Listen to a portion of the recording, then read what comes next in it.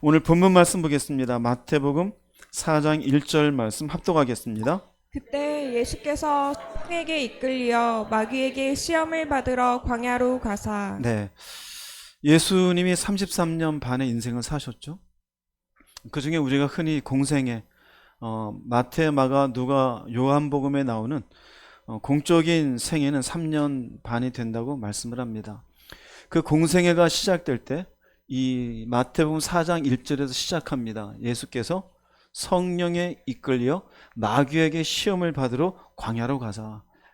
어찌 보면 좀 의아스럽죠. 보통의 사람이라면 사회에 진출을 할 때 멋진 어떤 배경을 가진 학력이라든지 자기의 이런저런 자격증을 가지고 멋있게 출발하는 것이 보통 사람들이 생각하는, 야, 정말 저 인생은 화려하고 멋있겠구나라고 뽐낼 수 있는 모습이 되겠죠. 근데 천지 만물을 지으신 하나님, 그 본체를 버리시고 인간의 몸으로 오셔서 드디어 공생애를 딱 시작하시는데 첫 절은 이렇게 딱 시작합니다. 성령이 이끌리는 것까지는 좋은데 어디로 이끌어가요? 마귀에게 시험 받으러 갑니다. 이것이 우리들에게 굉장히 중요합니다. 우리가 은혜를 받았습니다. 예수를 만났고 하나님이 누구인지를 인격적으로 경험했어요. 그러면 우리의 인생이 이제는 만사형통하겠지? 절대 그렇지 않습니다. 왜요? 주님이 부으시는 말씀이에요. 내가 말씀으로 은혜를 받았어요. 내가 기도 가운데 은혜를 받았어요. 이제는 다 잘 되겠지? 아니요. 주님이 부으시는 말씀이에요. 은혜 받는 순간 뭐가 있는지 아십니까? 시험이라는 게 있어요.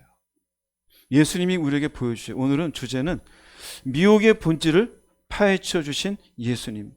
물어보겠습니다. 예수님이 공생애를 시작하지 아니하시고 그냥 그대로 평범한 인생으로 지내면 이런 게 있을까요? 없을까요? 없어요. 우리들에게 똑같습니다. 내가 은혜를 받지 않았으면 아무런 미혹이 없어요. 말씀 가운데 살려고 하니까 미혹이 있어요. 말씀 가운데 살려고 하지 않으면 아무런 갈등도 없어요. 여러분, 신앙생활에 갈등은 축복입니다. 어떤 사람은 저주를 알아요. 아니요, 갈등은 축복이에요. 그 갈등을 극복할 때 비로소 신앙생활은 하늘의 별과 같이 빛날 수 있는 것이에요. 그럼 예수님은 도대체 인간으로 오셔서 어떻게 그분이 시험을 받을 수 있을까? 왜 이런 게 있을까? 먼저 시험을 받으려는 말의 의미를 볼게요. 시험을 받으러는요, 단순한 테스트가 아니에요. To be tempted by the devil이에요. 그러니까 마귀에 의해서 템트가 뭐죠? 유혹을 받는 거예요. 유혹을. 그럼 미혹을 받으러, 미혹이라 해도 유혹이라 돼요. 유혹이라는 것은요, 그냥 잘 살아라가 아니라 죄에 대해서 미혹하는 거예요. 내가 가는 길에 여기 죄가 있어요. 이쪽으로 좀 가봐. 이게 미혹이에요. 그 죄는 그래서 여러 가지, 여러분 말씀 많이 그동안 배웠어요. 어디에서 벗어나는 것?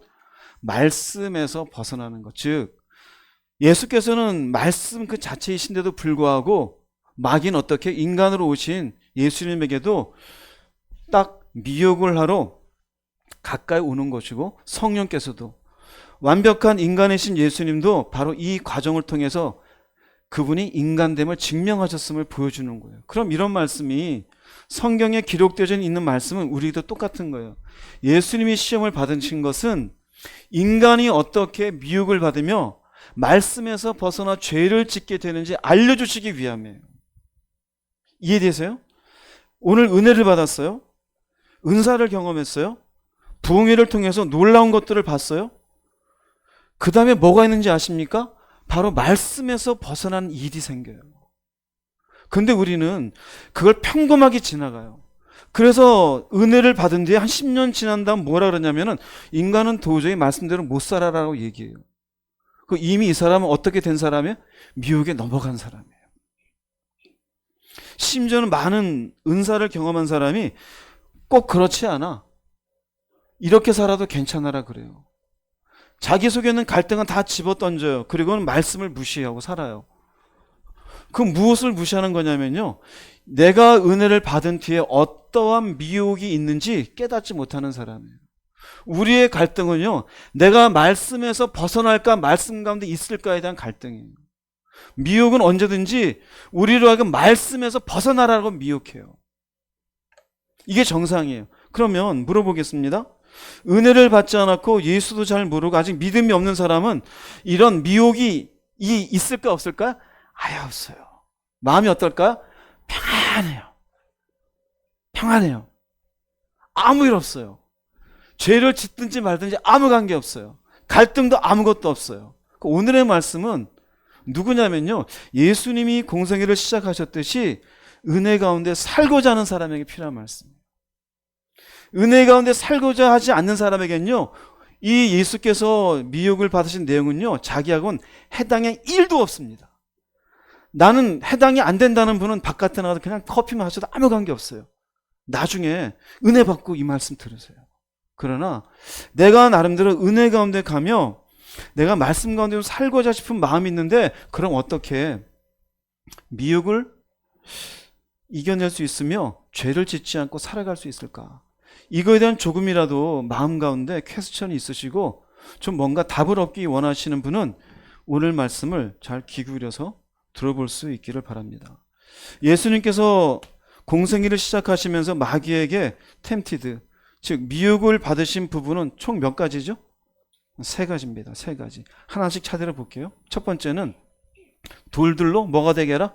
떡되게 하라 그러죠. 마태복음 4장 2절 4절 읽어보겠습니다. 40일을 밤낮으로 금식하신 후에 줄이신지라. 시험하는 자가 예수께 나아와서 이르되 내가 만일 하나님의 아들이거든 명하여 이 돌들로 떡덩이가 되게 하라.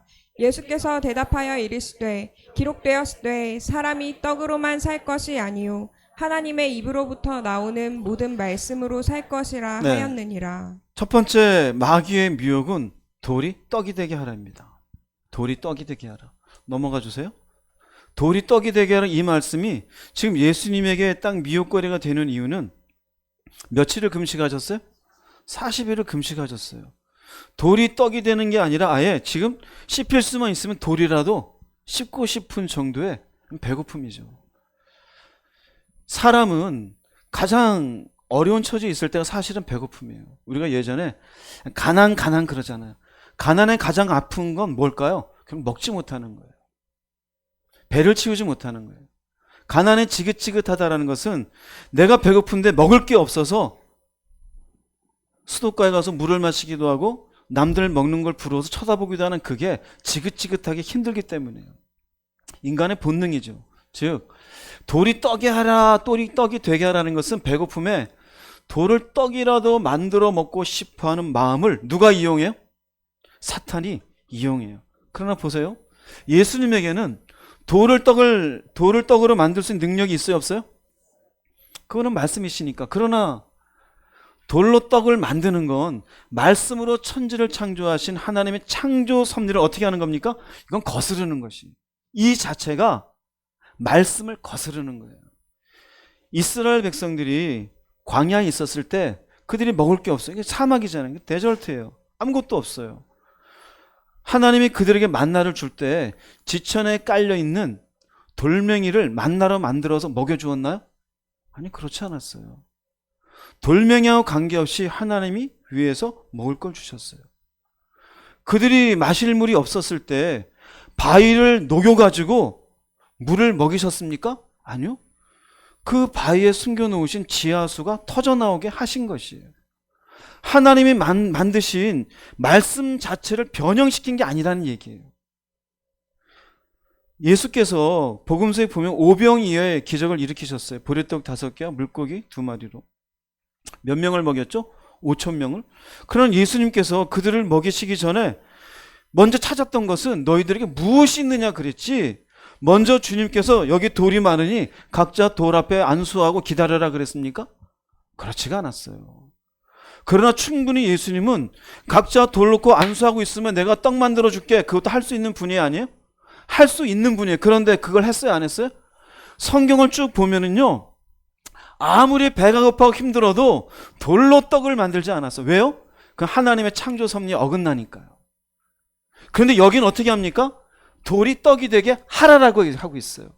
이 자체가 결국 말씀을 무시하게 만드는, 죄를 짓게 만드는 거예요. 즉 마귀가 드러낸 미혹의 실체는 뭔지 아세요? 죄가 되더라도 무엇을 채우고 살아라? 삶의 필요를 채우며 살아라, 이거예요. 배고픔은 여러 가지로 해결할 수 있어요. 자식들에게 과외시켜줬는데 과외비가 모자란 배고픔. 내가 이 땅에서 권력의 자리에 올라가야 되는데 그 권력의 자리에 못 오르고 있는 배고픔. 내 자존심을 채우고 살아야 되는데 그 자존심을 못 채우는 배고픔. 내가 뭔가 사람들에게 어떤 사람이다라 뭐다라고 해줘야 되는데 그걸 하지 못하는 배고픔. 여러 가지. 근데 여기 보면은 죄가 되더라도 뭘까요? 말씀을 어기더라도 삶의 필요를 채워라 이거예요. 이게 마귀의 미혹이에요. 은혜를 받았어요. 그 다음은 첫 번째 뭔지 알아? 먹고 살기 힘들지? 은혜 가운데 살더라도 너 요 정도는 무시하고 살아도 괜찮아. 여기 미혹이에요. 이해됩니까? 기도 안 해도 괜찮아. 말씀 안 봐도 돼. 거짓말은 적당히 해도 돼. 거짓말하지 말라는 적당히가 어디 있어요. 그런데 뭐가 들어옵니까? 요게 들어와요. 필요. 배고픔이 필요해요. 배고픔. 요 배고픔을 누가 이용한다? 사탄이 이용해. 우리의 삶은 늘상 배고픔이 있어요, 없어요? 있어요. 1,000만 원을 벌어도요, 배고파요. 1억을 벌어도 배고파요. 이재용 회장님은 배고프지 않을까요? 늘 돈이 쌓여서 이 돈 쌓인 돈을 어떻게 해결할까 그럴까? 물론 안 만나봐서 모르죠. 안 만나봐서. 그러나 그분도 배고플 거예요. 여기서 한 10조만 더 있었으면 이럴 수도 있어요. 우리하고 단위는 다르죠. 우리처럼 뭐 1억, 2억이 아니라. 어쨌든 사탄은요, 돌이 떡이 되게 해라. 죄가 되더라도, 말씀에서 어긋나더라도 너 필요한 거 채우고 살아. 우리 그러지 않습니까? 그래서 은혜를 받았다는 사람이 조금 시간 지나면 말씀과 관계없이 자기의 필요를 채우기 위해서 무시하며 살아가요. 그런 흉내를 내요. 결국 마귀의 미혹에 넘어간 사람이에요. 성경에 나온 대표적인 사람을 좀 볼게요. 아간입니다. 여호수아서 7장 20절 21절 한번 읽어보겠습니다. 아간이 여호수아에게 대답하여 이르되 참으로 나는 이스라엘의 하나님 여호와께 범죄하여 이러이러하게 행하였나이다. 내가 노력한 물건 중에 시날산의 아름다운 외투 한 벌과 은 200세겔과 그 무게가 50세겔 되는 금덩이 하나를 보고 탐내어 가졌나이다. 네. 광야 생활을 하다가 이제 첫 번째 전투죠. 여리고성. 여기서 전투가 벌어질 때 하나님은 이 전투에 당신이 할 테니 이스라엘 백성 너희들은 아무것도 취해라 취하지 말아라? 취하지 말라 그랬어요. 근데 이 사람 혼자 딱 취해요. 근데 몰랐던 게 아니에요. 스스로 고백하기를 나는 범죄했다 그래요. 근데 왜 범죄요? 내가 탐냈으니까. 뭡니까? 돌이 떡이 되게 한 거예요. 나한테 필요한 게 있으니 하나님이 가지지 말라고 했어도 싹 무시하고 난 가질 거야. 자, 이 사람이 광야 생활하다 그나마 가나안 땅까지 온 건 복입니까 아닙니까? 복이잖아요. 가나안 땅 밟지도 못한 1세대 조상들 많잖아요. 복이에요. 여리고성을 무너지게 하는 것도 얼마나 큰 복이에요. 하나님 하신 일이죠. 우리도 똑같아요. 은사 받았고 하나님의 은혜를 받았고 어려서부터 몇 대째 예수를 믿고 복이에요. 그런데 마귀는 나타나서 미혹하는 게 아니에요. 가지고 싶잖아. 배고프지? 그거 채우고 싶잖아. 말씀은 아닌데? 범죄인 줄 알지만 그런데 네가 필요한 거 채우고 봐. 이게 미혹이에요. 결국 무엇을 무시하게 되어져? 말씀을 무시해요. 은혜 받고 말씀을 무시하는 사람들 너무너무 많아요. 미혹은 철저하게 말씀에서 벗어나게 하는 것이고 죄짓게 하는 거예요. 이것에 대해서 즉 예수님께서 배가 너무나 고프신데 돌이 떡이 되게 하라. 이 말씀을 듣자마자 예수님은 여기에 대한 대답은 무엇이었냐면요. 사람이 떡으로만 살 것이 아니다. 하나님의 입으로부터 나오는 모든 말씀으로 살 것이다. 그래요. 그죠? 돌이 떡이 되게 하라. 여러분들이 그냥 왜 갑자기 말씀일까? 그냥 말씀이 중요한 것보다 아니에요. 단순히 하신 게 아니에요. 말씀을 어기는 돌이 떡이 되게 하는 하나님의 창조 섭리를 무시하게 만드는 요구가 있었을 때 아무리 배고파도 그러면 안 된다라는 거예요. 즉 이 말씀은 세 가지로 해석할 수 있어요. 하나는요. 사람은 떡은 필요 없다가 아니에요. 우리의 배고픔도 해소해야 돼요. 대학도 가야 되고요. 사회생활도 해야 되고요. 애도 키워야 되고요. 나름대로 책임 있는 인생을 살기 위해서 필요한 떡이 있어요. 말씀은 그런데 그것만 필요한 게 아니라 말씀으로 사는 것도 필요하다 이거예요. 왜요? 은혜 받은 사람이니. 하나님이 누군지 알잖아요. 예수님이 날 위해 어떻게 하는지 알고, 그러니 말씀으로 사는 것도 필요해요. 근데 여기에 떡으로만 살 것이 아니고 하나님의 입으로부터 나오는 모든 말씀을 산다는 것은 배가 고파도 말씀을 어떻게 하는 사람이 되라? 우선시하는 사람이 되라 이거예요. 우선시하는 사람이 될 때 돌을 떡으로 만든다 안 만든다? 안 만든다 이거예요. 근데 우리는 어떻게 해요? 말씀을 우선시하지 않아요. 사람의 성내는 것이 하나님의 의를 이루지 못한다. 그런데 내 성내는 게 먼저가 되어져요. 그럼 무시가 돼요. 물질이 먼저가 되어지면 물질 때문에 거짓말을 하고 누군가를 속여대는 게 가벼워져요. 그게 뭐가 될까요? 배가 고파도 말씀을 우선시하는 게 아니라 배고픈 걸 채우는 게 먼저죠. 즉 여기 말씀으로 살 것이다 산다는 것은 말씀을 어떻게 하는 삶을 의미해요? 지키는 삶을 의미해요. 무시하는 삶이 아니라. 우리는 보이고 당장 내 배고픈 게 중요한 것 같은데 예수님 하신 말씀은 당장 자신의 배가 40일 금식하셔 배가 고프셔도 무엇보다도 말씀을 지키는 우선시하는 사람이 되는 것이 먼저다. 이게 뭘 보여줄까요? 이게 미혹을 이기는 방법이다 이거예요. 오늘날의 기독교가 왜 이렇게 개독교가 되었을까요? 배고픈 게 우선이지 말씀이 우선이 아니에요. 신앙적인 갈등은 있을 수 있어요. 그러나 결국은 갈등에서 무엇을 우선시해야 돼요? 말씀이 우선이 돼야 돼요. 근데 우리는 항상 어디에 먼저가 돼요? 떡이 먼저 우선이 되어져요. 떡이 필요 없다라는 게 아니에요. 그럼 여기에 말씀을 지킨다. 우리도 지키고 싶잖아요. 근데 왜 안 지켜질까요?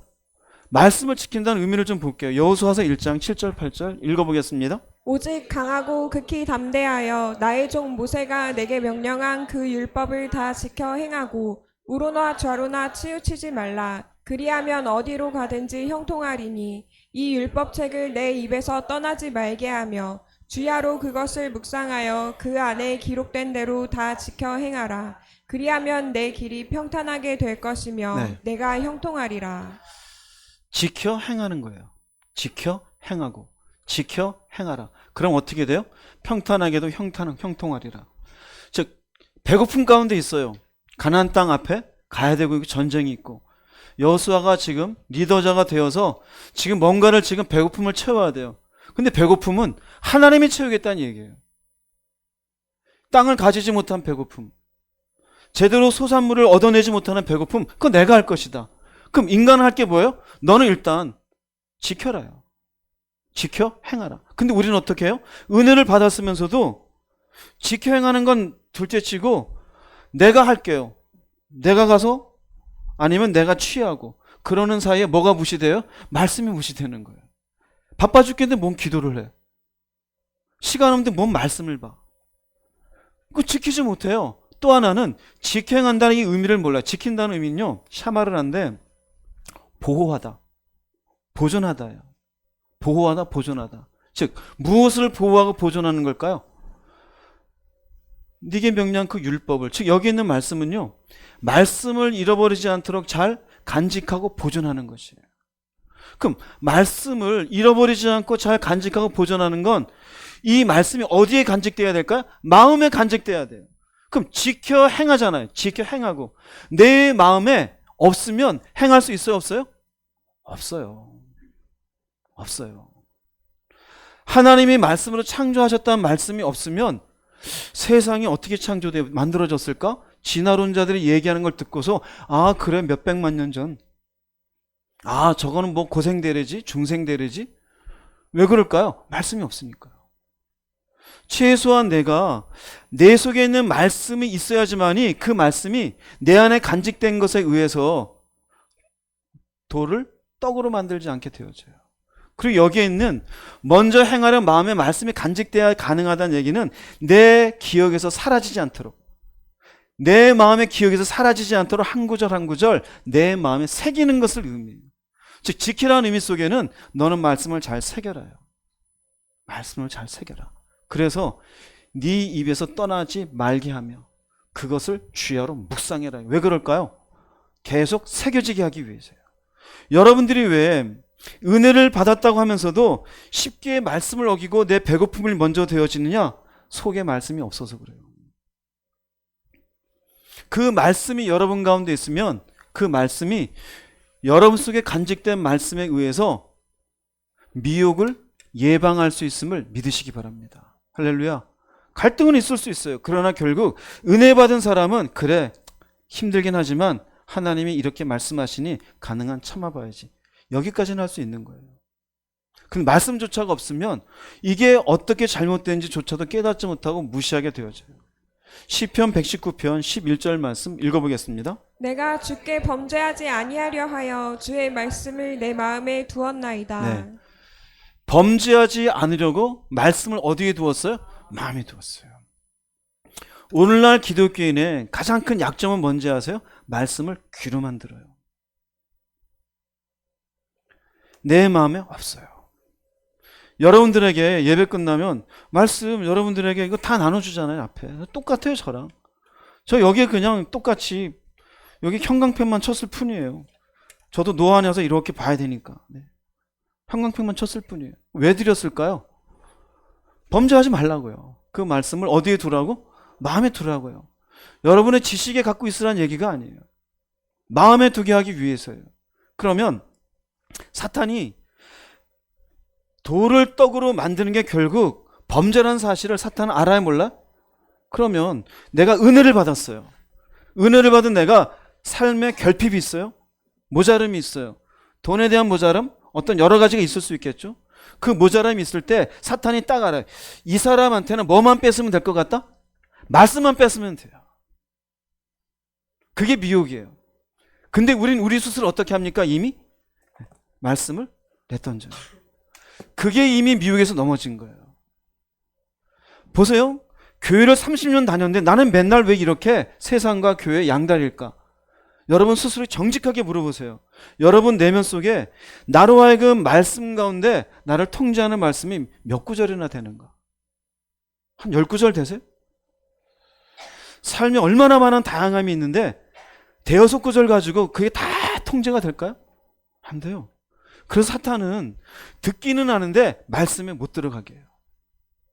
머리로는 다 이해해요. 이런 사람들의 특징은요, 마음엔 없는데 들으면 나도 알아요. 막상 자기 속에는 없는데 들으면 알아요. 그래서 뭔가 얘기나면 나도 그 얘기 알아. 기도 어떻게 하는지 알아. 예배 어떻게 드리는지 알아. 아, 지난번에 얘기했던 자기 부인하는 거 어떻게 하는지 알아. 노아가 어떻게 배 만들었는지 알아. 믿는 사람 어떻게 했는지 나도 알아. 근데 왜 못 살까요? 마음이 없어요. 어떻게 돼서 그럴까요? 마귀가 결국 그 말씀을 마음에 안 두게 만들어요. 누가복음 8장에 나와요.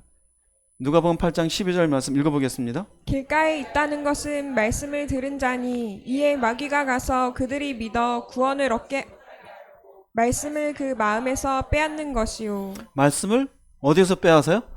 그럼 이 사람의 기억, 귀로 들은 정보는 있을까 없을까요?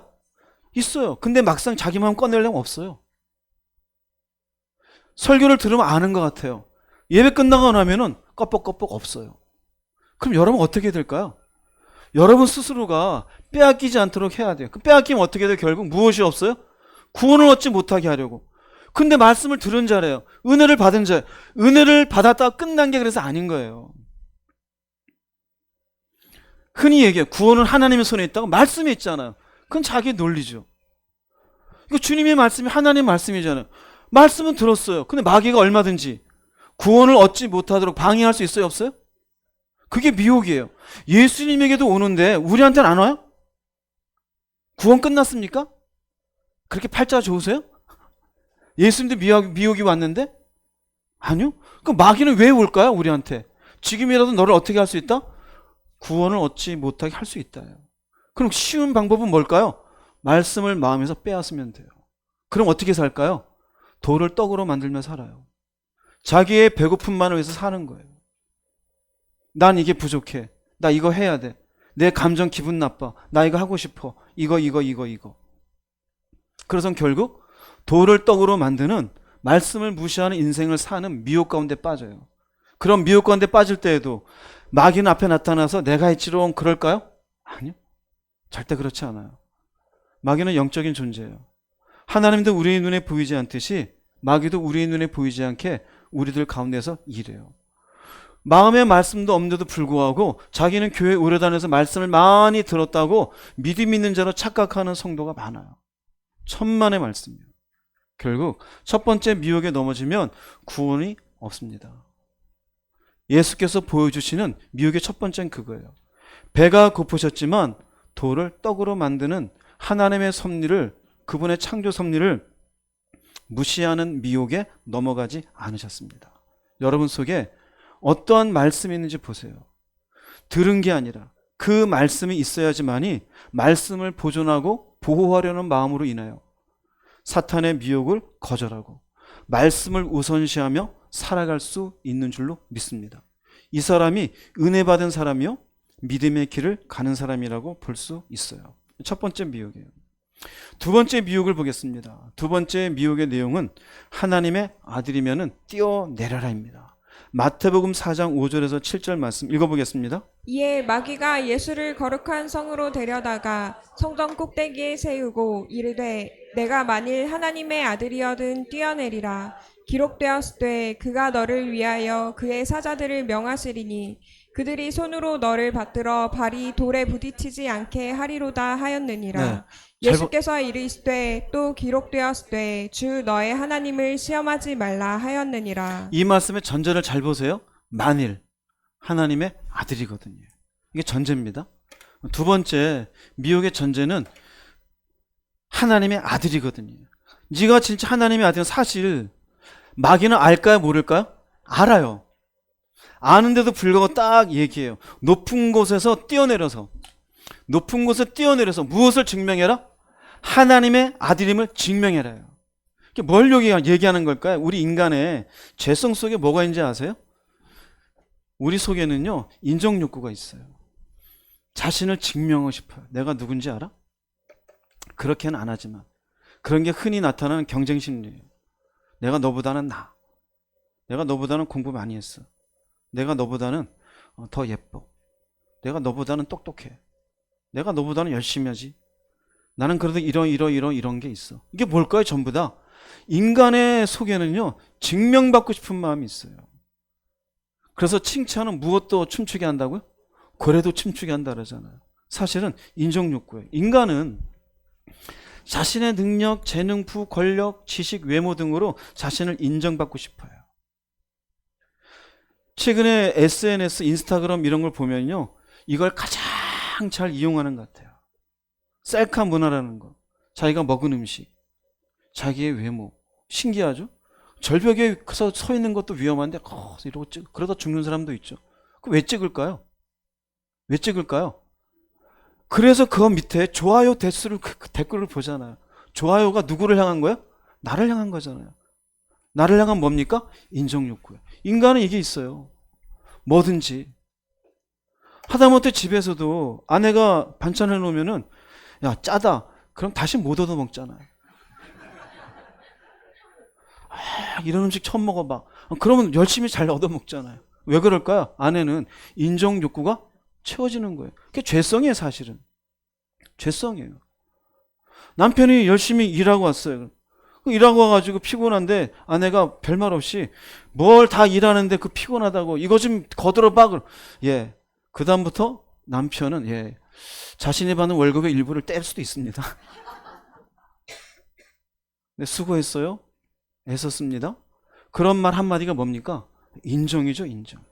즉 네가 하나님의 아들이냐, 하나님의 아들인 거 알아요. 그럼 마귀는 우리에게 어떻게 하냐면요, 너가 누구인지, 자신이 누구인지 인정받기 위해 죄를 짓도록 해요. 우리가 살면서 인정받을 수 있어요. 그러나 죄는 지면 안 돼요. 여기에 인정은 누구한테 받는 겁니까? 누구한테? 사람에게. 여기서도 보면 하나님의 아들임을 하나님께 증명하는 걸까요? 사람에게 증명하는 걸까요? 사람에게 증명하는 거예요. 사람에게. 자, 인정받게 죄를 짓도록. 죄라는 건 어디에서 벗어나는 거라 그랬어요? 말씀에서 벗어나는 거죠. 요 두 번째 미혹도 은혜 받은 사람에게 해당할까요? 은혜 받지 않은 사람에게 해당될까요? 은혜 받은 사람에 해당되어져요. 그래서 두 번째 미혹에는 마귀가 뭐를 사용하냐면요, 말씀을 사용하잖아요. 그래서 기록되었으되라고 하는 말씀 표현을 사용해요. 시편에 있는 91편 11절 12절이에요. 그러면서 뛰어내려라. 그럼 천사가 받아주리라. 마치 인간이 높은 곳에서 무작정 뛰어내려도 하나님의 사람은 책임져 주신다는 의미로 사용했어요. 뛰어내려. 네가 하나님의 아들이면 하나님이 천사 보내서 쓱 받쳐줄 거 아니야. 그러면 인정받지. 모든 사람들이 너를 하나님의 아들로 인정해 줄 거야. 근데 과연 기록한 이 말씀에 의해서 어디든지 뛰어내리면 하나님이 손을 내밀어서 받쳐준다는 의미가 있을까요? 한번 먼저 볼게요. 시편 말씀 먼저 읽어보겠습니다. 그가 너를 위하여 그의 천사들을 명령하사 내 모든 길에서 너를 지키게 하심이라.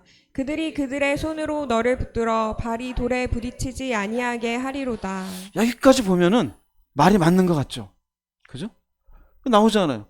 너를 붙들어 발이 돌에 부딪히지 아니하게 하리로다. 그러나 본문의 의미는 요거만 딱 따면 그럴 것 같지만 그렇지가 않습니다. 먼저 91편에 1절에서 3절 말씀 한번 읽어보겠습니다. 지존자의 은밀한 곳에 거주하며 젖는 자의 그늘 아래에 사는 자여, 나는 여호와를 향하여 말하기를 그는 나의 피난처요 나의 요새요 내가 의뢰하는 하나님이라 하리니, 이는 그가 너를 새 사냥꾼의 올무에서와 심한 전염병에서 건지실 것이미로다. 이게 시작점이에요. 여기의 말씀은 하나님을 피난처로 삼고 요새를 삼으며 그분만을 의지하는 사람을 누가 책임져줘요? 하나님이 책임져 주시겠다는 시가 되어져요. 시가 되어져요. 이 내용이 쭉 있는데 우리가 조금 전에 읽은, 그리고 마귀가 사용했었던 11절 12절의 내용은요, 하나님을 신뢰하는 백성의 삶을 지켜주신다는 약속이에요. 시적인 표현이에요. 뛰어내리면 발을 받쳐주리라. 우리가 인생을 길이라고도 표현하잖아요. 시적인 표현이지 어느 길로 가는데 이렇게 묻는 사람은 없잖아요. 마귀가 똑같이 그래요. 조금 전에 한번 다시 11절 12절로 가볼게요. 여기 보면은 그들의 손으로 너를 받들어 발이 돌에 부딪히지 아니하게 할 때 실제로 우리가 가면서 발 부딪힐 걸 천사가 막아주고 이러는 걸까요? 삶에 문제가 있을 때 해결해 주신다는 시적인 표현이에요. 근데 마귀는 요거만 딱 딴 거예요. 다시 내려가 볼게요. 아까 그 부분으로.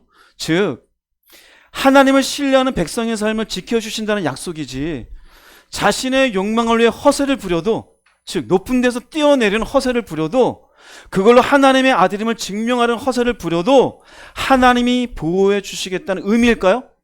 절대 그런 의미가 아니죠. 그러면 물어보겠습니다. 마귀가 시편 91편의 말씀의 인용을 정확한 의미로 사용한 것일까요? 아니에요. 사용한 것이 아니에요. 단지 그 말씀을 통해서 예수님에게 무엇을 자극한 걸까요? 이것으로 너 자신을 뭐 해라? 증명해라 이거예요. 증명해라. 증명하는 과정에 무엇을 만들어준 거예요? 말씀으로. 말씀에도 있잖아. 이건 죄가 아니야. 합리화시키는 근거를 대준 거예요. 이게 우리에게 어떤 위험인지 아세요? 은혜를 받았어요. 은혜를 받고 내가 이 땅 살면서 내가 어떤 능력이 있는지, 얼마나 책임이 있는 사람인지, 내가 어떤 재능이 있는지, 이 나이를 먹어도 내가 얼마나 강건한 사람인지 스스로 증명한다? 뭐 어쨌든 그럴 것까지는 괜찮아요. 그런데 여기서 한 걸음 더 나가서 말씀을 왜곡하는 게 문제가 되는 거예요. 말씀을 왜곡하는 것. 즉 마귀는 정념이 이래요. 하나님이 나를 위해서 기적을 일으킬 것이라는 미혹으로 무엇을 왜곡하게 만든다? 말씀을 왜곡하게 만들어. 열심히 사는 것은 맞습니다. 최선 다하십시오. 여러분의 위치에서, 삶의 자리에서. 그런데 거기에서 내가 인정받기 위해서 넘어가지 말아야 될 선을 넘는, 그게 결국 말씀의 왜곡이에요. 은혜 받지 않은 사람은 하지 못할 일이에요. 나름대로 교회 나오고 은혜 받았다 하는 사람이 말씀을 왜곡해서 결국 자기를 합리화하는 죄를 짓는 거예요. 예를 들어 볼게요. 우리가 잘 아는 말씀 가운데 네 시작은 미약하였으나 네 나중은 심히 창대하리라. 꼭 교회에서 듣지 않아도 어디 가면 많이 발견해요? 여러분 많이 보셨네요. 근데 이게 욥기서 8장 7절 말씀인데요. 그 앞에 5절 7절을 보면은 어떤 사람을 창대케 하는지가 나와요. 어떤 사람을 창대케 하냐면 5절 6절에 네가 네 여호와 하나님께 부지런히 기도하고, 네가 정결하게 살고 정직하게 살면, 이게 전제예요. 식당에다 걸어놓고 하나님 앞에 그야말로 기도하는 경건성도 없고 정직한 마음도 없이 그것만 걸어놓으면은 내가 이 식당을 통해서 큰 부자가 되리라는 이 생각 자체가 뭐 하는 걸까요? 말씀을 왜곡하고 있는 거예요. 왜곡하고 있는 거예요. 요새가 기도원 가는 게 많이 부족한데요. 지금 연초가 되면 저도 기도원 있을 때 설날 되면은요 수천 명이 모여요. 이럴 때 기도원에 가장 많이 인용되는 말씀이 예레미야서 33장 3절이에요. 너는 내게 부르짖으라. 내가 네게 응답하겠고 네가 알지 못하는 크고 비밀한 일을 네게 보이리라. 가보셨네 많이. 저희 교회는 제가 웬만하면 이 말 안 써요. 거기서 하도 제가 써가지고 안 써요. 자, 그런데 이게 무슨 말이냐면요, 이스라엘 백성들이 예레미야 시대 때 범죄로 인하여 바벨론의 포로가 됩니다. 그 나라를 잃어버려요. 그런 예레미야로서는 하나님의 선택받은 백성을 왜 이렇게까지 하시는지 그 비밀이 무엇입니까? 내가 너한테 알려주겠다는 거예요. 왜 이 백성들이 바벨론의 주권을 잃어버리고 그리고 하나님께서 이 백성을 나중에 어떻게 은혜 가운데 돌아오게 할 것인지 그 내용을 너는 내게 부르짖어. 내가 너한테 말해줄게. 다른 사람 모르는데 크고 비밀한 일을 네가 알게 될 거야. 그래서 예레미야가 적게 되어져요. 이건 하나님의 섭니다. 우리들이 범죄해서. 또 적어요. 70년이 되면은 하나님이 너희를 다시 돌아오게 하리라. 미래의 일이잖아요. 이건 하나님의 섭리잖아요. 그럴 때 너는 내게 부르짖으라. 즉 이렇게 어려운 상황 속에 하나님의 섭리가 무엇입니까? 이걸 묻는 기도예요. 근데 우리는 어떻게 해요? 내 욕망을 가지고 부르짖습니다. 제발 이 돈이 나한테 돌아오게 해주세요. 1,000,000원 떼이게 생겼습니다. 하나님 병 걸렸습니다. 부르짖으면 알려준다면서요. 병 고쳐주세요. 그게 아니라 사실 이렇게 기도할 거면은 내가 이 병을 통해서 하나님이 내게 주시는 메시지가 무엇입니까?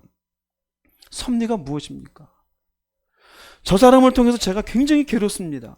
이 사람을 저와 엮어 놓으신 당신의 섭리가 무엇입니까? 부르짖겠습니다. 저한테 그 뜻을 알려주시면 제가 잘 견디고 살아볼게요. 이런 의미예요. 그런데 우리는 내가 하고 싶은 그 욕망을 위해서 당신이 기적을 일으켜야 된다는 근거의 말씀으로 살아야 돼요. 사용해요. 잘못된 거예요. 우리가 교회 다니면 잘못된 근거 중에 또 하나는 하나님은 사랑의 하나님이래요. 사랑의 하나님인 건 맞아요. 그렇기 때문에 사랑의 하나님은 그럴 땐 우리를 사랑하사 독생자를 주신 하나님의 마음을 이해하는 것이지 내 마음대로 살아도 용서해 준다는 얘기가 아니에요. 근데 사랑의 하나님을 그렇게 갖다 대어요. 그리고는 어떻게 해요? 자기가 마음대로 살면서 내가 어떤 사람인지 증명하기 위해서 잘못된 말씀을 무시하고 살면서도 하나님은 그래도 다 나를 어떻게 해줄 거야? 용서해 주실 거야. 아니에요. 우리가 사랑의 하나님은 십자가를 얘기하잖아요. 오늘 죽지 아니하고 하나님께서 내게 하루를 허락해 주신 것도 사랑이고요. 그 사랑의 하나님을 이해하면 내가 마음대로 사는 게 허용하기 위한 사랑일까요? 아니, 그렇지가 않아요. 그렇지가 않아요. 금식 기도도 그래요. 금식을 한다 그럴 때 이사야서 58장 8절에 보면은요, 나의 기뻐하는 금식은 흉하게 결박을 풀어주며 압제에 당하는 자를 자유하게 하며, 즉 죄 가운데 뭔가 내가 풀어내지 못하고 하나님을 온전히 섬기지 못하는 내 어떤 깊은 죄에 끌려가는 모습, 누군가를 미워하지 말아야 하는데 계속 미움이 생기고, 돈 붙잡고 살면 안 되는데 자꾸 돈 붙잡고 살고, 나는 왜 이렇게 교만할까, 이런 내가 어딘가에 묶여있는 것 같은 죄성에서 이게 좀 풀어나고 싶은데 이게 안 될 때 금식하며 온전한 신앙을 위해서 기도하는 게 금식이에요. 그런데 자기 욕망을 위해서 제가 3일째 금식합니다. 이걸 이루어 주시옵소서. 그러면서 심지어 옆에서 얘기하죠. 땡깡 기도를 하라고. 땡깡을 부려. 성경에 그런 게 있어요, 없어요? 근데 그렇게 하래요. 땡깡을 부리래요. 그럼 땡깡 부리면 부모도 안 들어줄 걸 들어준다 그러지 않느냐? 땡깡 부리라고 일주일도 해라고, 열흘도 금식하라고. 여러분, 그건 하나님의 아버지를 고문하는 거예요. 고문하는 거. 그렇잖아요. 자식이 만약에 부모가 볼 때 옳지 않은 일을 하겠다고 돈 좀 대주세요, 사업할게요 그러는데 밥 안 먹고 돈 주기 전에 내가 여기서 안 나가 이러고 있으면 그 고문 아니에요? 똑같은 거잖아요. 우리가 어때요? 하나님을 그렇게 협박하지 않습니까? 말씀을 왜곡해요. 준다고 했잖아요. 이렇게 하면 되잖아요. 심지어 교회 안에 지금 생각나네요. 교회 안에 봉사하는 주로 주 요인 중에 하나가 뭔지 아세요? 내가 이렇게 교회 봉사하면 누가 잘 되리라? 자식이 잘 돼. 봉사는 계기가 은혜에 의해서 봉사하는 거예요. 감사해서. 그런데 내가 이렇게 열심히 주방에서 설거지하고 음식 만들면 내 자식은 잘 되겠지. 안 돼요, 여러분. 그 자식은 그 자식대로 살아야지. 그게 뭘까요? 말씀을 왜곡하는 거잖아요. 말씀을 왜곡하는 거예요. 여러분, 내가 하고 싶은 무엇인가를 위해서 하나님이 기적을 일으키실 것이란, 물론 하나님도 기적을 일으키셔요. 그럼 그건 그분이 하시는 거고, 이것 때문에 내가 말씀을 끄집고 와서 왜곡하는 자체가 어떻게 해? 이게 미혹이다 이거예요. 은혜 좀 받았다는 사람 가운데 이런 말씀을 왜곡하는 미혹에 빠진 성도들이 굉장히 많아요. 하나님을 제대로 알지 못하고. 여기에 대해서 예수님 뭐라고 대답하시냐면요, 기록되었을 때 주 너희 하나님을 무엇하지 말라? 시험하지 말라요. 시험하지 말라. 테스트하지 말아라. 미혹하지 말아라. 즉 이 말은 자신이 누구인지 증명하기 위해 뭐 하지 말아라? 하나님 이용하지 말아라 이거예요. 하나님 이용하지 말아라. 교회는 만사형통이래요. 저희 교인들은 절대 그런 얘기 하지 마세요. 만사형통이 아니에요. 각자 하나님이 당신의 섭리 가운데 각자의 인생을 살게 하신 거예요. 근데 교회만 나오면 내 인생이 갑작스럽게 대단하게, 왜? 하나님이 나를 어떻게 할 거라. 근데 성경은 뭐라 그래요? 날 그렇게 이용하지 마. 너 하나님의 아들이라면 뛰어내려. 이거 하나님 이용하는 거잖아요. 교회 나와서 은혜 받았어요. 내가 3일 금식할게. 우리 자식 이번에 되게 해주세요. 그거 얼마나 위험한 겁니까? 자녀가 대학 시험을 쳐요. 그럼 걔가 1년 어떻게 공부했냐에 따라 결과가 나지. 그 수능 당일날 새벽부터 저녁까지 같이 쥐어줘야 한다고 걔가 공부 안 하고 맨날 놀았던 애가 갑작스레 서울대 갈까요? 그럼 그분이 공정하신 하나님이 아니죠. 저희 어머니도 그러셨어요. 제가 시험 볼 때. 이번에 아령이도 시험 보는데 또 가서 또 기도하시게 하지 마세요 했더니 내 믿음은 너는 너대로 가라 그러더라고요. 그래서 알았다고. 가서 기도하세요. 기도하라시요. 본인이 다 기도하셔서 다 대학 보는 걸로 생각하고 계셔요. 뭐 그럴 수도 있겠죠. 그러나 성경은 그렇지 않아요. 하나님을 뭐 하지 말아라? 이용하지 말아라. 그럼 이 말씀, 주 너의 하나님을 시험하지 말라는 말씀이 기록된 것은요, 신명기 6장 16절이에요. 읽어보겠습니다. 너희가 마사에서 시험한 것 같이 너희의 하나님 여호와를 시험하지 말고. 마사에서 무슨 시험을 했는지는 출애굽기에 나와요. 출애굽기 17장 7절 말씀 읽어보겠습니다. 그가 그곳 이름을 마사 또는 무리바라 불렀으니 이는 이스라엘 자손이 다투었음이요 또는 그들이 여호와를 시험하여 이르기를 여호와께서 우리 중에 계신가 안 계신가 하였음이더라. 광야를 걷다 보니 물이 없어요. 사막이에요. 얼마나 목이 마르겠어요. 목이 말라서 이스라엘 자손이 다투었다는 의미는 하나님 앞에 결국 시험한 게 다투었다는 얘기예요. 하나님과 싸웠다는 얘기예요. 즉, 왜 물이 없습니까? 물이 없는 걸로 인해서 어떻게 해요? 하나님은 도대체 우리 가운데 계시냐 안 계시냐? 이게 뭘 얘기하는 걸까요? 물이 없음으로 인해서 하나님의 존재를 의심해요. 즉 무엇을 의심하는 겁니까? 하나님의 보호와 능력을 의심해요. 이것을 무엇이라고 기록하고 있어요? 하나님을 시험했대요.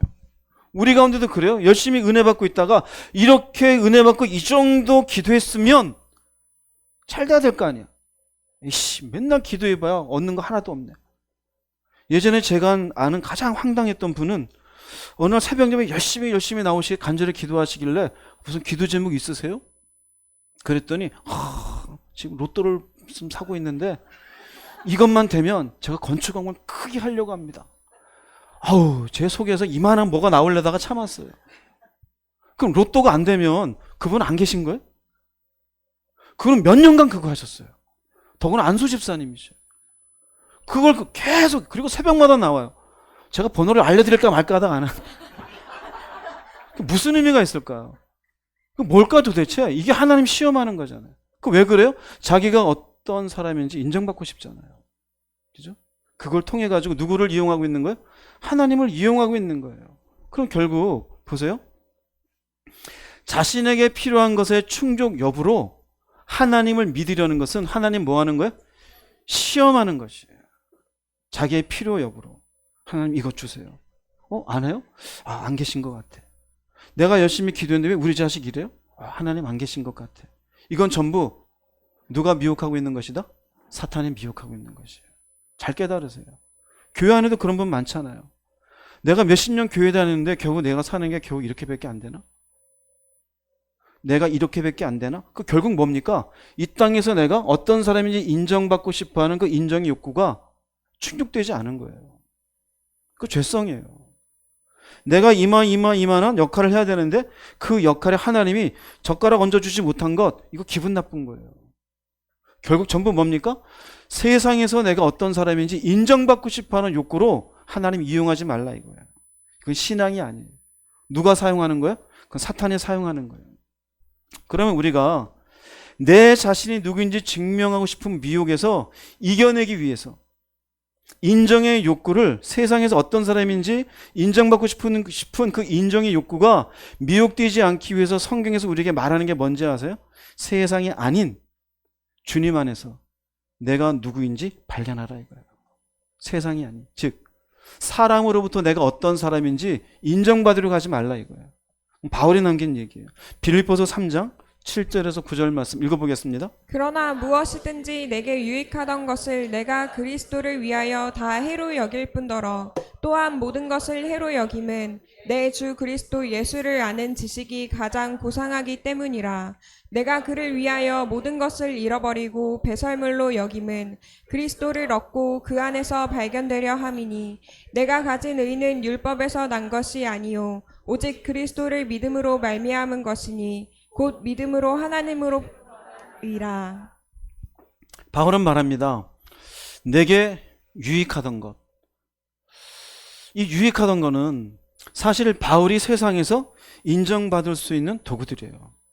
공부를 많이 했고 여러 나라 언어를 할 수 있고 바리새인의 유지가 될 수 있는 유익한 것이에요. 그런데 그걸 뭐라 그래요? 해로 여긴대요. 그럼 뭡니까? 내 주 그리스도 예수를 아는 지식이 어떻대요? 가장 고상하대. 이 지식이 있다고 해서 세상 사람이 알아줘요, 안 알아줘요? 안 알아줘요. 오히려 이것 때문에 돌에 맞잖아요. 사람들에게 핍박을 받고 미움을 당하고 세상은 알아주지 않아요. 근데 본인은 어떻습니까? 내가 그를 모든 것을 잃어버린 것은 오히려 세상에서 인정받을 수 있는 여러 가지 것들은 난 관계없다 이거예요. 오직 그 안에서 내가 누구인지 발견되려 함이니. 여러분 인생의 가장 큰 숙제는 뭔지 아세요? 내가 누구인지를 발견하는 거예요. 가만 생각해 보세요. 초등학교, 중학교, 고등학교, 대학교, 사회생활 전부 뭐 하는 걸까요? 전부 내가 누구인지를 증명하고 싶은 과정이에요. 마침내 우리가 하나님 안에서 발견되는 건 그것과 관계없이 나를 사랑하신 하나님이 발견되는 순간 내 존재감이 생기게 되어져요. 세상에서는 내 학력을 놓고 내 어떤 재산의 정도를 놓고 나를 인정하려고 그래요.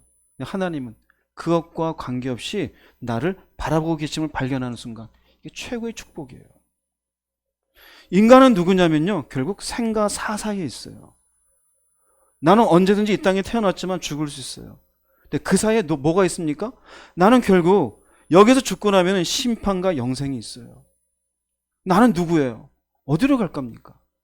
이 땅에서 내가 가지고 있는 것들은 결국 언젠가는 다 놓을 것들이에요. 사람들이 나를 칭찬해주고 좋게 보더라도 사실은 그 칭찬과 그 인정이 여러분이 어려운 순간에 큰 도움이 되던가? 큰 도움 안 돼요. 그러나 막상 내가 죽는 순간에도 내가 예수 안에서 내가 누구인지를 발견한 사람은 웃으면서 갈 수 있어요. 뭘까요? 생에서 사로 가는데 거침이 없어요. 세상에서 발견되라는 사람은요, 거침이 있어요. 죽음이 무서워요. 갈 수가 없어요. 내가 누구입니까? 나를 통해서 예수께서 피 흘려주신 대상이에요. 내가 누구입니까? 하나님의 자녀예요. 내가 누구일까요? 그분이 불꽃 같은 눈으로 바라보고 있는 존재예요. 내가 누구일까요? 심판받지 말고 결국 천국에서 하나님의 영광 가운데 살아야 될 존재예요. 우린 다 왜곡돼 있어요. 나라는 사람에 대해. 그 시선은 전부 어디에서 만들어진 거예요? 세상에서. 그러니 세상에서 내가 하나님의 아들이라고 인정받든 말든 예수께서는 그게 중요하지 않아요? 그건 중요하지 않아요. 그러니 시험하지 말라는 거예요. 우리도 똑같아요. 내가 대학을 어디를 나왔든 말든, 내가 연봉이 얼마이든 말든, 내가 조금 신체에 불편함이 있든 말든, 내가 이혼을 했든 이혼을 안 했든, 결혼을 했든 결혼을 안 했든, 나이가 들었든 나이가 안 들었든 관계가 있어요, 없어요? 즉 세상에 아닌 주님 안에서 나를 발견하고 나면은 나를 증명할 마음이 어떻게 될까요? 없어져요. 그러면 말씀을 이용해서 내가 뭔가 이익을 취하려는 미혹은 어떻게 될까요? 사라지게 되어져요. 부르짖어 무엇을 얻겠다? 아니요. 그 마음은 아예 없어요. 금식을 해서 뭔가 떼써보겠다? 아니요. 그 얼마나 어리석습니까? 그죠? 예수 안에 내가 어떤 존재인지가 발견된 그 자체가 축복이고 감사하고 기적인 거예요. 그래서 그 사람에게는 두 번째 미혹은 그저 너 나 시험하는구나. 시험하지 말아라. 이겨낼 수 있다 없다? 이겨낼 수 있어요. 그러면 그 순간 우리도 이렇게 얘기할 수 있어요. 무엇이든지 내게 유익하던 건 나는 이제 별 필요 없어. 서울대 나온 거? 뭐 어쩌라고. 연봉 1억이 넘는 거? 뭐 어쩌라고. 너는 너대로 살아. 난 나대로 살게. 어떻습니까? 그 안에서 발견되려 함이니. 여러분이 누구인지를 발견할 수 있기 바랍니다. 예수 안에서. 세상에서 발견되려 하지 마십시오. 사람들의 눈초리에 마음이 작아지지 말기 바랍니다. 그러면 미혹에 넘어집니다. 가슴을 펴시고 하나님 안에서 당당하십시오. 세상이 내리는 판단을 놓고 비교를 놓고 작아지지 마십시오. 너는 너대로 살고 나는 나대로. 나는 주님 안에서 내가 누구인지 아는 사람이다. 이 마음으로 살아가기를 주의 이름으로 축복합니다. 두 번째예요. 즉 내가 미혹되지 않으려면 내 자의식을 하나님 안에서 자존감을 온전히 세우는 게 필요하다 이 말씀입니다. 세 번째 미혹은 내게 경배하라입니다. 마태복음 4장 8절에서 11절 말씀 읽어보겠습니다. 마귀가 또 그를 데리고 지극히 높은 산으로 가서 천하 만국과 그 영광을 보여 이르되 만일 내게 엎드려 경배하면 이 모든 것을 내게 주리라. 이에 예수께서 말씀하시되 사탄아 물러가라. 기록되었으되 주 너의 하나님께 경배하고 다만 그를 섬기라 하였느니라. 이에 마귀는 예수를 떠나고 천사들이 나와서 수종드니라. 네. 두 번째 미혹에는 네가 하나님의 아들이거든 그랬죠. 가정법이잖아요. 증명을 해라. 그럼 가정은 사라지고 그래 아들이구나 사실이 되겠죠. 여기 똑같아요. 좀 다시. 네. 여기는 뭐냐면요. 경배하면이에요. 경배하면. 요거 받고 싶은 거예요. 경배하면. 그래서 마귀의 미혹은 내게 경배하면 다 줄게. 이 네 개는 누구일까요? 마귀예요. 그럼 우리가 드는 생각이 있어요. 아니 마귀 보이지도 않는데 어떻게 마귀를 경배하게 될까? 그렇죠? 안 보이잖아. 어떻게 마귀를 경배하게 될까? 여기 보이는 경배라는 것은 세상 여기 천하만국은요. 이 세상을 살면서 잘 먹고 잘 입고 많이 소유하고 싶은 욕망을 이용하는 거예요. 천하만국의 영광. 아 저거 가지면 아주 그냥 편안하겠네. 재밌겠네. 근데 여기에 어떻게 경배하게 되어질까? 잘 보세요. 마귀는 세상의 왕이라 그래. 세상의 임금. 예수께서 말씀하셨어요. 이후로는 나와 말을 많이 하지 아니하리니 이는 세상의 왕이 옴이라 그랬어요. 왔어요. 어둠의 세상 주관자예요. 그럼 세상은 누구의 영향 아래 있어요? 마귀의 영향 아래 있어요. 그러므로 세상을 경배한다는 것은 누구를 경배하는 것? 마귀예요. 은혜를 받았다고 하는 사람이 은혜 받았습니다. 그런데 이 사람이 하나님은 경배 안 하고 은혜는 받았지만 세상도 좋아요. 그럼 결국 누가 경배받아요? 이게 마귀 경배. 이게 세 번째 미혹이에요. 자기도 모르게 넘어가는 미혹이에요. 이 세상을 나도 모르게 바라보고 있으면서 하나님 바라보지 않아요? 그럼 결국 이 사람은 마귀를 경배하면서 세상에 있는 천하만국의 영광만을 이 땅에서 누리고 살고 싶은 마음으로 채워져 있는 사람. 이 사람 이미 넘어가 있는 사람이에요. 여러분 자신을 보십시오. 결국 이 의미는요. 마귀는 세상의 부귀영화를 목적으로 삼게 만들어요. 자, 우리가 물어볼게요. 예수님 만났어요.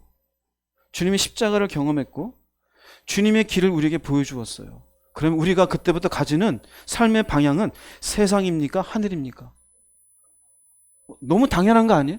할렐루야? 그런데 마귀는 어떻게 하냐면 하늘이라 그래도 세상이라 가르쳐주는 거예요. 그래서 은혜 받았던 권사는 집사람들이 여전히 무엇을 목적으로 삼아요? 세상을 목적으로 삼아요. 잘 먹는 것, 잘 사는 것. 아무리 교회 와서 기도하고 믿음 좋게 가도 그럼 뭐하냐? 돈이 있어야 살지. 그게 뭘까요? 세상 부귀영화예요. 그게 결국 누구를 경배하게 만드는 거예요? 예, 마귀를 경배하게 만드는 거예요. 결국 하나님이 아닌 마귀를 경배하는 무엇을 짓게 한다? 죄예요, 죄. 죄를 짓게 하는 거예요. 이게 죄가 아니라고요? 이건 죄예요. 출애굽기 볼게요. 20장 3절 말씀 읽어보겠습니다. 너는 나 외에는 다른 신들을 내게 두지 말라. 우리 흔히 얘기하는 다른 신을 섬기지 말라요. 출애굽기에 나와 있는 10계명의 첫째 계명이에요. 나 외에 다른 신을 섬기지 말라요, 이거는. 그런데 내가 은혜를 받았는데도 불구하고 하나님 백성인데 세상을 내 마음과 내 품고 살아가요. 그것이 목적이 돼 있어요. 더 많이, 더 재밌게, 더 편안하게. 하나님을 향해서 제가 좀 더 믿음이 있고 좀 더 하나님께 영광이 되어지고 하나님 당신이 약속하셔서 저 하늘의 백성이 되기를 소망합니다. 이건 없어요. 근데 말은 어떻게 돼요? 나 은혜 받았대요. 근데 삶의 방향은 저게 아니에요. 자, 모순이에요, 모순 아니에요? 모순이잖아요. 이게 뭐 하는 걸까요? 미혹에 넘어진 거예요. 일종의 사기꾼이 돼요. 은혜 받았다고 하는 게 결국 거짓이 되어져요. 그래서 성경은 스스로 속이지 말라라는 말씀이 나요. 하나님은 만우리 여김을 받지 아니하는 하나님 바보가 아니시다. 안다 이거예요. 은혜는 받았다고 하지만 네가 어디를 바라보고 사는지, 하늘을 바라보며 정말 믿음 가운데 하나님을 섬기며 사는 인생의 방향을 정했는지, 네가 세상을 목적으로 삼아 마귀를 경배하고 사는지 나는 안다는 거예요. 여러분 모를 것 같아요? 다 알아요.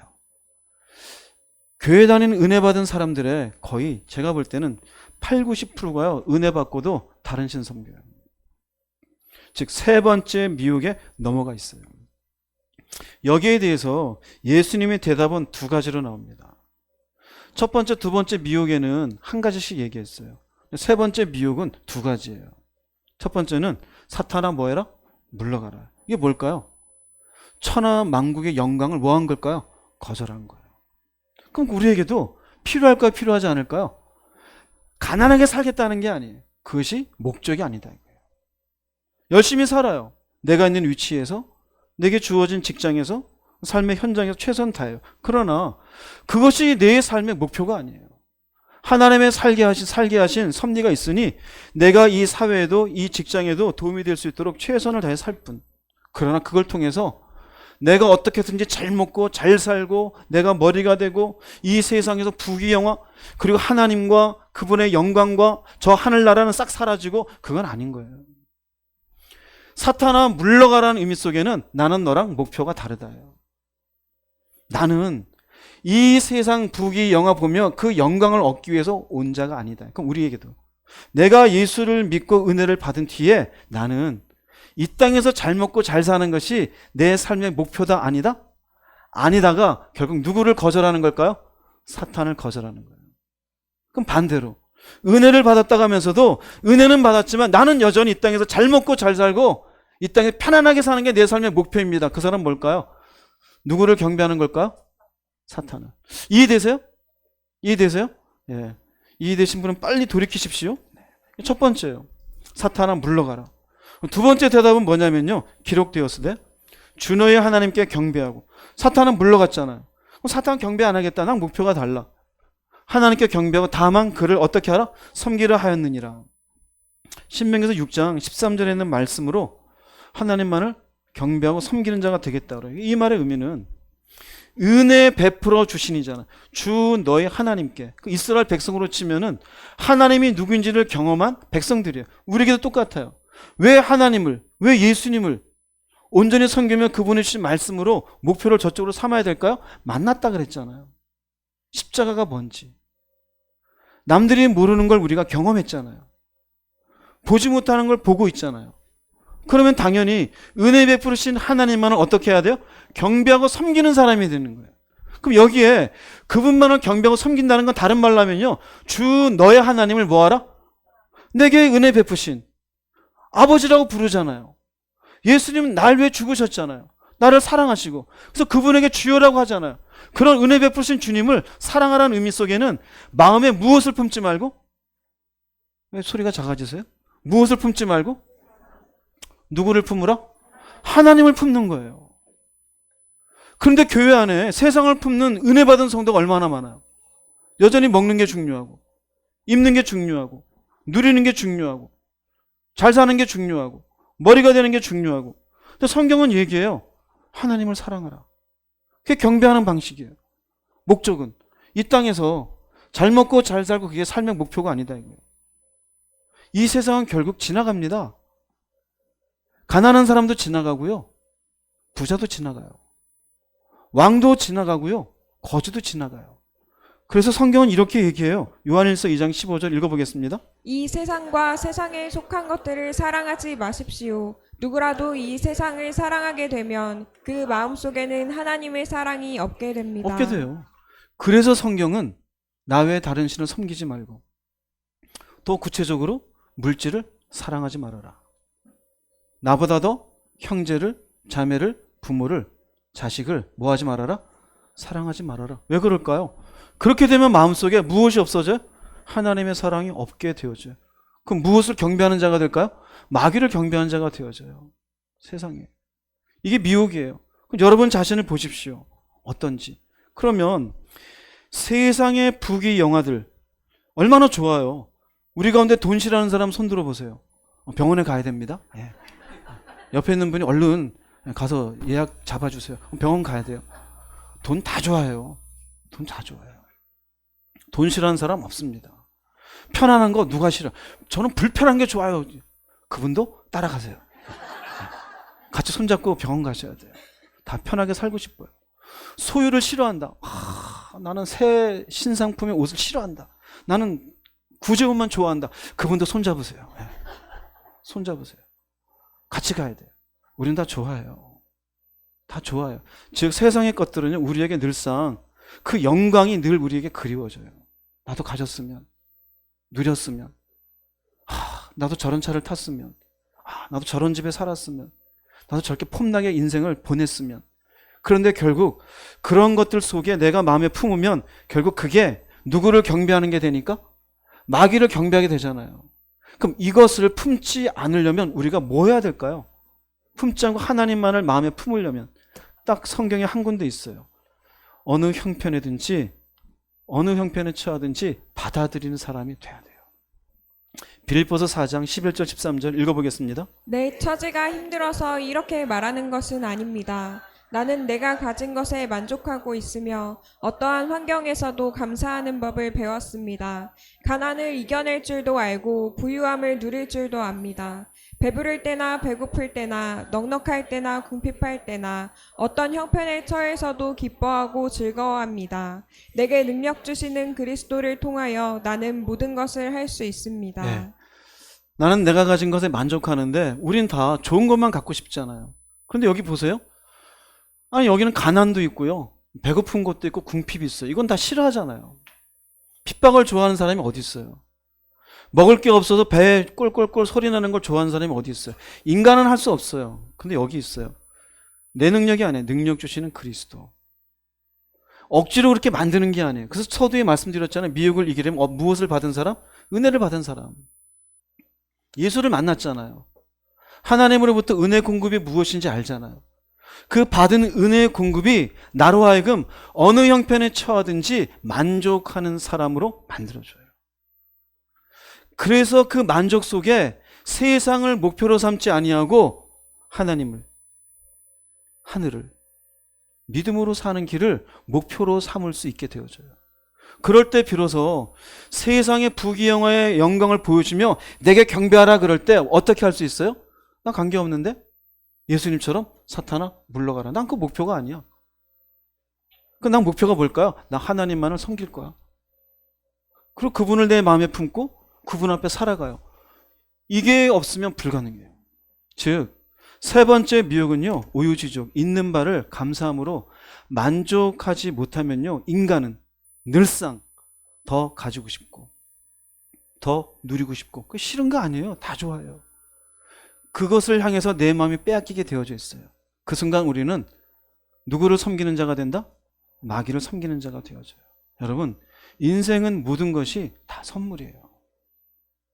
이혜령 박사가 죽으면서 누군가하고 인터뷰를 했어요. 책으로 제가 봤는데 마지막 얘기를 해요. 살아보니 모든 건 다 선물이라고.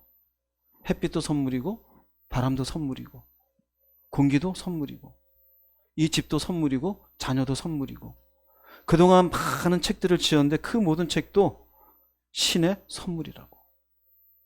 그리고는 죽기 전이에요. 죽기 전. 이제는 그 선물에 감사하고 마지막을 준비하려고 하네. 그 사람 고백이었어요. 인생은 선물이에요. 즉 그분으로부터 비롯돼. 근데 우리는 어때요? 선물이라 생각하지 않고 전부 내가 취하는 거로 생각해요.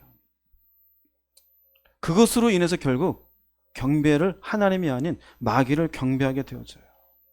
선물이라고 생각하면 내게 주어진 시간에 열심히 살되 하나님이 선물 주신 것에 뭐하며 살아갈 수 있다? 만족하며 살아갈 수가 있어요. 이게 세 번째 미혹을 이겨내는 방식이에요. 디모데전서 6장 8절 말씀 읽어보겠습니다. 우리는 먹을 것과 입을 것이 있으면 그것으로 만족해야 합니다. 할렐루야. 네. 극단적으로 생각하지 마세요. 하나님 여러분 각자에게 필요한 대로 공급해 주셔요. 그러면 나는 세상을 내 마음에 품지 않기 위해서 그리스도의 능력, 내게 주신 능력으로 말미암아 그 능력으로 어떤 능력일까요? 나를 보는 거예요. 은혜 안에서 나의 인생의 시간, 그분의 섭리 안에서 내게 일을 주셨으면 일해, 삶을 주셨으면 삶에. 오늘도 지나가고 내일도 그렇게 살 겁니다. 사람들은 어떤지 모르지만 저의 삶의 방향은 정해져 있습니다. 감사합니다. 그럼 그 사람에겐 아무리 옆에 있는 친구가 누가 와서 샤넬백이 새로 나왔는데 이거 뭔지 알아? 관계가 있을까 없을까요? 아무 관계 없어요. 아무 관계 없어요. 그저 그냥 나는 뭐 샤넬백이 아니라 뭐 5,000원짜리 백을 들든 아무 관계 없어요. 왜 그럴까요? 나는 만족하니까. 내 안에 뭐가 있어요? 그리스도의 능력이. 근데 은혜를 받았다고 하는 사람이 여전히 세상을 품고서 그 세상의 것들을 내 속에 다 채우게 살아가면은 만족이 있을까 없을까요? 끝이 없어요. 하나님이 주신 선물로 받아들이지 않고 내가 뭔가를 얻지 못하면 내가 부족하다고 생각해서 자신을 끊임없이 책망하게 돼 있어요. 그건 형벌입니다. 형벌이에요. 인간이 자기가 만드는 형벌 중에 최고의 형벌은 자책이에요. 그러나 하나님은 우리에게 자책하지 말라 그래요. 우리 인생의 사실은 내가 공부를 못해서 대학 못 간 것도 있겠지만 그러나 그를 통한 하나님이 이끄시는 선물의 인생이 또 있어요. 내가 뭔가 실수해서 벌어들인 게 적을 수도 있겠지만 그를 통해서 하나님이 또 다르게 준비하는 선물은 얼마든지 있어요. 그러므로 어떤 인생이든지 하나님 안에서는 고귀하지 않고 존귀하지 않은 인생이 없어요. 그런데 나를 놓고 내가 부족하고 모자라서 이렇게밖에 안 되라는 건 자기의 욕심이 채워지지 않아서 자책하는 것밖에 안 돼요. 그 자책은 결국 마귀를 숭배하는 사람들의 특징이에요. 벗어나기를 주의 이름으로 축복합니다. 이 말씀 다시 한번 읽어보겠습니다. 시작. 우리는 먹을 것과 입을 것이 있으면 그것으로 만족해야 합니다. 이러면 세 번째 미혹. 세상 부귀, 영광을 보며 그것을 마음에 품지 않을 수 있다. 예수께서 보여주시는 말씀이 되어집니다. 오늘 이렇게 세 가지였어요. 떡을 위해, 그리고 자신의 어떤 자기 욕구, 자기 인정 욕구를 체험받기 위해, 세상의 부귀 영화를 위해 살아가는 그것이 어느 순간 말씀을 무시하게 만들 수 있다. 공생애를 시작하시면서 이것을 우리에게 파헤쳐 주셨어요. 이후에 은혜 받는 성도들에게 은혜를 받았다고 그 자리에 머물러 있지 말아라. 내게도 사탄이 역사하고 나를 미혹하려 했듯이 너희들이 예수를 믿고 사는 이 세상 속에 여전히 이 광야 같은 인생에 미혹은 있다 없다? 있어요. 그래서 인생의 배고픔을 위해서 말씀을 무시하고 자기가 인정받기 위해서 말씀을 왜곡하기도 하고 세상의 부귀영화를 마음에 품고서 하나님을 버리고 사는 인생이 될 수 있으니 은혜를 받은 자여 조심하라 합니다. 결론을 내리겠습니다. 마태복음 4장 1절 읽어보겠습니다. 그때 예수께서 성령에게 이끌리어 마귀에게 시험을 받으러 광야로 가사 4장 11절입니다. 그러자 마귀는 떠나가고 천사들이 와서 예수님께 시중들었다. 네. 4장 1절부터 11절까지예요. 마귀에게 시험 받으러 갔어요. 미혹받으러. 죄 지어라. 예수님 다 이기셨어요? 안 이겼어요? 이기시고 나니까 어떻습니까? 마귀는 떠나가고 천사들이 와서 예수님께 시중 들었다. 결국 이후로 공생애는 시작되었어요. 우리의 진짜 신앙은 바로 이 과정이 지나는 거예요. 우리 인생도 광야예요. 사단은 끊임없이 우리의 신앙을 점검합니다. 무너지게 하려고 합니다. 내가 이기는 순간 모를 것 같죠? 압니다. 여러분도 마귀는 떠나가고 하나님이 나와 함께 하시는구나. 이 은혜로 날마다 승리의 인생을 살아가시기 바랍니다. 그런데 만약에 여러분이 졌어요? 그럼 마귀는 어떻게 할까요? 떠나가요? 안 떠나가요? 그럼 어떻게 될까요? 여러분의 인생을 지배하는 거예요. 마귀가 지배한 인생엔 평안이 없어요. 불안해요. 죽음도 불안하고 먹고 있어도 불안하고 숨쉬고 있어도 불안해요. 그게 마귀의 특징이에요. 마귀는 도적질하고 죽이고 멸망시키는 것밖에 없어요. 그런데 시험을 이긴 자는 가진 건 없어요. 근데 평안해요. 그리고 목표가 보여요. 세상이 내게 뭐라고 해도 너는 떠나가라. 나는 가는 방향이 다르다. 담대하게 말할 수 있어요. 여러분이 이러한 하나님의 사람이 되시기를 주의 이름으로 축복합니다. 기도하시겠습니다. 말씀을 생각하시면서 본인을 생각해 보십시오. 은혜는 받았는데 나는 누구인가?